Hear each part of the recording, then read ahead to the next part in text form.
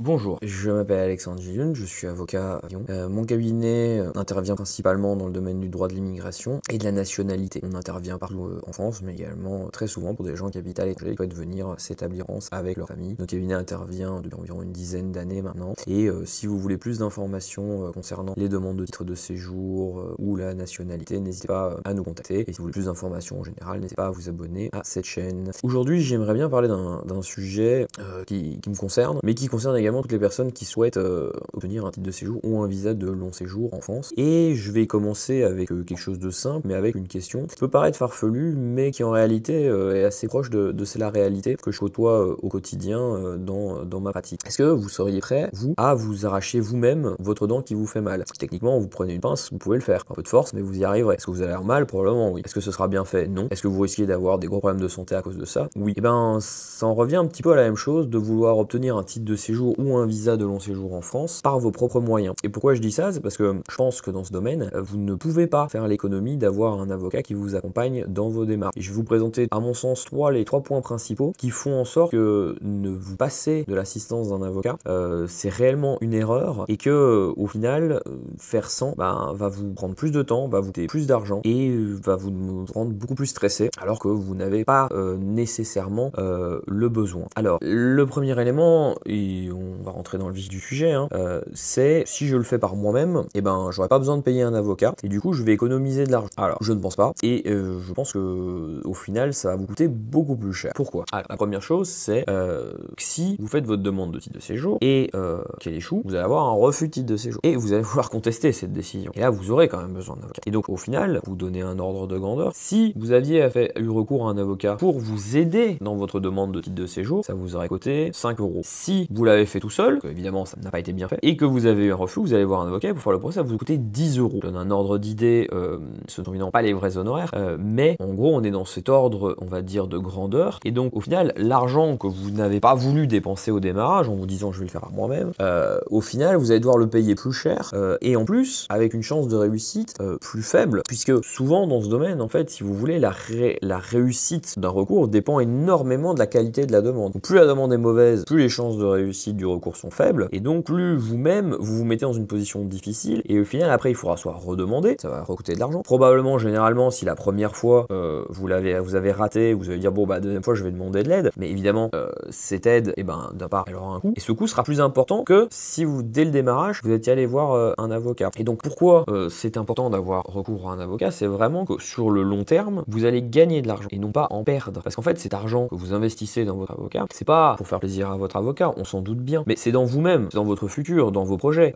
Si votre futur vous dites c'est en France et j'ai envie d'y vivre, de construire ma vie ici, est-ce que réellement vous êtes prêt à mettre tout ça en péril en vous disant je vais le faire moi-même alors que je n'y connais rien, juste pour économiser un petit peu d'argent? Je vais vous donner un autre exemple, mais qui à mon sens c'est un des plus parlants et un qu'on voit énormément. Pour travailler, vous avez besoin d'un titre de séjour. Pour avoir un titre de séjour, vous pouvez le demander vous-même ou vous pouvez avoir recours à un avocat. Mais si demain vous ratez votre demande de titre de séjour et que vous pouvez plus travailler, comment vous allez faire à ce moment-là? Vous aurez plus de ressources et donc plus d'argent. Et au final, pour vouloir en économiser un petit peu, et ben au final ça vous aura coûté beaucoup plus puisque vous allez perdre le gain de tous vos salaires que vous auriez pu avoir par la suite. Alors peut-être qu'on peut régler la situation, mais l'argent il est quand même perdu. Alors que si vous investissez votre argent, parce qu'on peut le voir comme ça aussi, dès le démarrage dans votre avocat pour vous aider, et ben derrière vous allez garder votre travail et non pas le perdre, et donc vous allez gagner de l'argent tous les mois. Et au final, le calcul économique il est bien meilleur d'avoir recours à un avocat que de ne pas y avoir recours en vous disant je ne vais pas investir là-dedans parce que je pense que je peux le faire moi-même. Et c'est quelque chose qu'on voit réellement très fréquemment. Et des gens derrière font des grosses erreurs, perdent du temps, j'y reviendrai juste après. Et surtout au final, le résultat est médiocre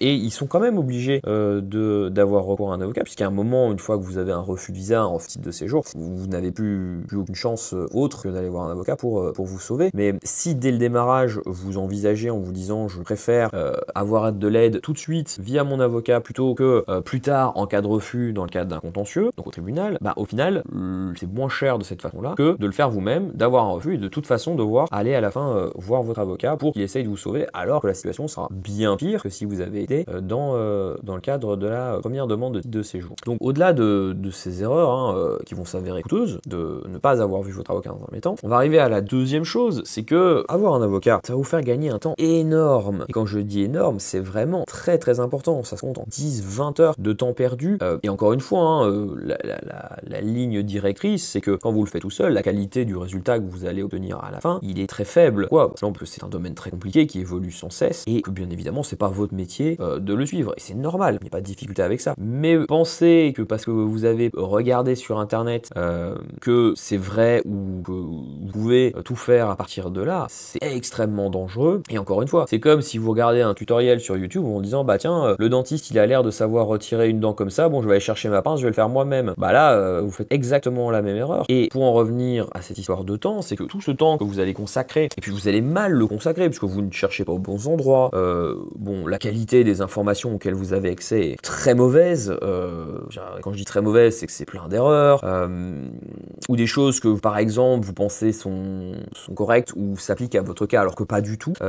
Et donc vous allez devoir vérifier. Bon, vous allez lire des choses sur internet. Parfois, bah, vous avez des choses ça vous arrange, donc vous dire ah bah non, c'est que c'est vrai. Pas du tout. Vous ne le savez pas. Alors tout le monde peut imaginer que ça l'arrange, mais au final c'est comme ça qu'on fait des erreurs. Je vais donner un cas très concret pour expliquer ça. C'est il y a un titre de séjour qui s'appelle pour motif vie privée familiale qui est prévu à l'article L423-23 du CESEDA. Ce titre, il parle généralement de la vie privée et familiale, et c'est pour les gens qui ont le centre de leur vie privée et familiale en. Qu'est-ce que ça veut dire pour ça, pour vous par exemple? Ça peut dire plein de choses. Moi, j'ai ma sœur et ma mère qui habitent en France. Est-ce que ça veut dire que du coup, bah, le centre de mes intérêts familiaux, ils sont en France? Peut-être. Est-ce que ça veut dire la même chose au niveau de l'application par les tribunaux administratifs? Absolument pas. Celui qui va demander un titre de séjour pour motif vie privée et familiale sur ce fondement, juste parce que sa sœur et sa mère habitent en France, il va avoir un refus. C'est une certitude. Et donc, encore une fois, vous avez pris un article que vous n'êtes pas en mesure d'analyser, donc vous ne connaissez pas l'interprétation qui est faite par les tribunaux et encore moins par les préfectures. Vous voulez t'appliquer à vous-même, et là, vous êtes dit, bon, bah voilà, c'est bon. Alors, encore une fois, vous avez été recherché, vous avez demandé à ChatGPT, est-ce que ça s'applique à moi? ChatGPT, il y connaît rien, même s'il a accès à certaines bases de jurisprudence, et encore, on a vu qu'il faisait énormément d'erreurs et que des fois, il inventait des jurisprudences. Et donc, vous allez perdre une quantité de temps pour un résultat vraiment très faible, alors qu'en réalité, toutes ces heures, vous pourriez les consacrer à passer du temps avec votre famille, à passer, voilà, à faire des choses qui vous intéressent. Bon, je pense que la majorité des cas, les gens sont très intéressés par le droit au séjour, et je l'entends parfaitement. Et encore une fois, vous pourriez utiliser ce temps pour faire plein de choses bien plus intéressantes pour vous que de chercher. Et le pire, c'est que tout ce temps, il est vraiment perdu dans des considérations et dans des choses qui sont vraiment inexploitables. En réalité, quand vous venez voir votre avocat, déjà, première chose, l'avocat, il va vous dire, votre cas, c'est celui-là, donc on va faire comme ça. Déjà, vous perdez pas du temps à analyser en vous disant, bon, bah, moi, c'est ça, c'est ça, c'est ça. Non, par exemple, vous arrivez, vous dites, voilà, moi, je travaille en France, mais je suis aussi conjoint français, et je suis aussi parent d'enfants français. Qu'est-ce que je dois demander comme titre de séjour? Voilà, bah, vous dites, je sais pas, peut-être vous dites, bah, je vais peut-être demander celui-là, au hasard. Alors que par exemple, nous, on va vous dire, ah non, c'est celui-là qu'il faut demander. Pourquoi? Et on va vous expliquer pourquoi. Bon, dans le cas que j'ai donné, on vous dirait, peut-être demander plutôt un titre de séjour salarié. Pourquoi? Parce que, avec un titre de séjour salarié, vous allez avoir une carte pluriannuelle de 4 ans plus vite, et donc ça vous permet de ne pas faire un renouvellement en plus, et donc ça va vous faire gagner du temps. Vous voyez, juste avec ce simple exemple, la personne qui aurait perdu du temps à chercher les différents titres de séjour qui existent, pour au final peut-être se tromper et pas demander le bon, et ben en une phrase, il a déjà gagné 2 renouvellements de titres de séjour. C'est énorme avec le temps que ça lui aurait pris. Et ça, il ne s'en serait pas rendu compte s'il n'était pas venu nous voir. Ensuite, autre chose, mais c'est important aussi, c'est que, imaginez, vous n'êtes pas sûr. Donc vous avez quoi comme option? Je vais regarder encore sur internet. Vous regardez, mais est-ce que vraiment vous êtes encore sûr de ce que vous trouvez? Vous allez, pourquoi pas, demander à des gens sur des réseaux sociaux. Encore une fois, la valeur de l'information qui vous est délivrée, elle est plus basse que tout. Donc c'est à ce moment-là, bon, vous prenez des risques énormes, mais malheureusement, le jour où le risque se matérialise, il faudra être capable de l'assumer, ce qui est rarement le cas. Et donc, quand vous avez besoin de cette information, l'avocat, il va vous donner une information précise, une information qui s'applique à votre cas. Et vous allez gagner un temps énorme. Par exemple, autre chose, vous demandez un titre de séjour et vous vous dites, bah tiens, c'est ça le document que je dois fournir. Si ça se trouve pas du tout. Je vais donner un cas très précis, mais prenez quelqu'un qui demande un titre de séjour en tant que conjoint français. Il se dit, ah ben, je vais demander à tous mes amis de faire des attestations comme quoi moi et mon épouse, on vit ensemble et on se fréquente. Et avec ça, je vais demander mon titre de séjour. Il va perdre du temps à le demander, les gens vont perdre du temps à le faire et ça sert à rien du tout. Voilà. Ce n'est pas du tout probable, enfin ça n'a aucune valeur probante devant un tribunal. L'administration ne les prendra pas en compte. Donc vous aurez perdu tout ce temps à faire des documents complètement inutiles et inexploitables, alors que vous êtes peut-être de bonne foi, mais si vous aviez posé la question à votre avocat, il vous a dit ne perdez pas votre temps avec ça, ça sert vraiment à rien dans votre situation. Utilisez plutôt ce temps pour faire des preuves de vie commune qui sont d'une bien meilleure qualité, et on peut évidemment vous expliquer lesquelles vous avez besoin, plutôt que de vous lancer sur ce genre de projet qui vont voilà, vous faire perdre du temps et qui n'ont aucun intérêt. Donc au niveau du temps que vous allez gagner, le fait d'avoir un avocat qui va vous expliquer, vous guider, traduire entre guillemets la réalité juridique dans un langage que vous comprenez, ce temps il est énorme. On parle de dizaines d'heures que vous n'allez pas perdre, et donc c'est pour ça que c'est vraiment nécessaire d'avoir recours à un avocat quand on demande un titre titre de séjour ou un visa de long séjour ou dans une situation complexe par rapport au droit au séjour. Et donc vous allez gagner du temps pour faire d'autres choses et en plus vous allez avoir un vrai service et vous allez surtout avoir de la qualité dans ce que vous faites plutôt que quelque chose d'extrêmement médiocre. Dernier élément, mais qui je pense est tout aussi important dans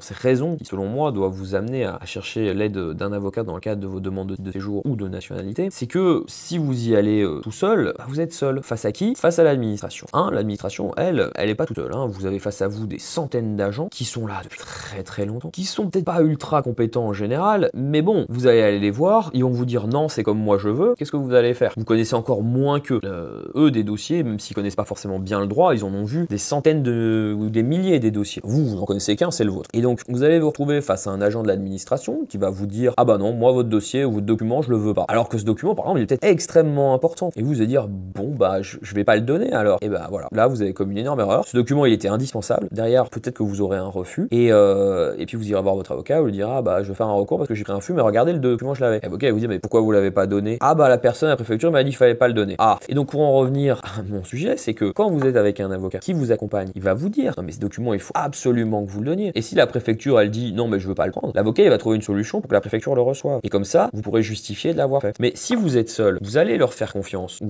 vous allez les laisser faire parce que vous pensez que c'est comme ça que ça fonctionne. Et donc quand vous avez quelqu'un qui vous accompagne, qui va vous dire non non non, c'est pas comme ça que ça marche parce que cette personne a plus d'expérience, elle connaît mieux que les gens de la préfecture, bah vous n'êtes pas seul face à l'administration. Ça va vous rassurer. Donc c'est aussi un élément très important. Autre chose, un avocat, il est objectif, mais il est aussi là dans votre intérêt. Comment vous expliquer ça différemment? C'est qu'une administration, typiquement une préfecture, elle a sa propre vision des choses. Elle a ses propres intérêts, soit ses agents ou les personnes qui dirigent les services. Et c'est rarement dans le meilleur intérêt des étrangers. Ça se saurait sinon. L'avocat, lui, son intérêt, c'est quoi? C'est que vous réussissiez votre demande. Il n'y a aucun intérêt à ce que vous n'y arrivez pas. Et lui, son but, c'est de vous aider à obtenir ce que vous voulez. Donc, il a aucun intérêt à vous mentir ou à pas vous donner les informations dont vous avez besoin. À l'inverse, la préfecture, elle a intérêt à pas vous dire toute la vérité ou à omettre certaines choses ou à vous faire perdre votre temps. Parce qu'elle a beaucoup de ses intérêts, elles ne sont pas les vôtres. Et donc, l'avocat, il est uniquement là pour vous assister, vous, et vous amener à obtenir ce que vous souhaitez. Contrairement à l'administration, qui est là dans son intérêt à elle. Donc, avoir un avocat avec vous, bah, c'est aussi vous assurer d'avoir une personne qui a du recul, parce que c'est pas son dossier à elle, mais elle connaît bien la situation, qui va vraiment être là pour vous assister uniquement, qui ne sera là que pour vous. Donc, c'est vraiment un élément très important, parce que ça va vous rassurer, ça va vous déstresser. Et imaginons maintenant que la demande elle a été faite, vous avez un refus, c'est la panique à bord, vous dites mais qu'est-ce que je vais devenir, je suis sans papier, ou je dois repartir dans mon pays. Encore une fois, quand vous êtes accompagné par un avocat, vous inquiétez pas, il en a vu lui des refus de titre de séjour, il en voit beaucoup. Et donc contrairement à vous, il ne panique pas, il va vous dire bon, c'est des choses qui arrivent, c'est pas grave, on va à l'hôpital, on va faire telle ligne de défense, et c'est comme ça qu'on va résoudre le problème. Et au lieu d'être stressé à courir dans tous les sens en vous disant je vais prendre mon billet d'avion pour partir dans 10 minutes, bah, non en fait, l'avocat va vous rassurer, il va vous dire parce que c'est des choses qui arrivent, des fois pour un très bon dossier, vous avez quand même un refus, c'est malheureusement mais ça se voit. Donc l'avocat il est là pour vous rassurer, pour vous assister, pour vous conseiller. En conclusion, je pense qu'il faut vraiment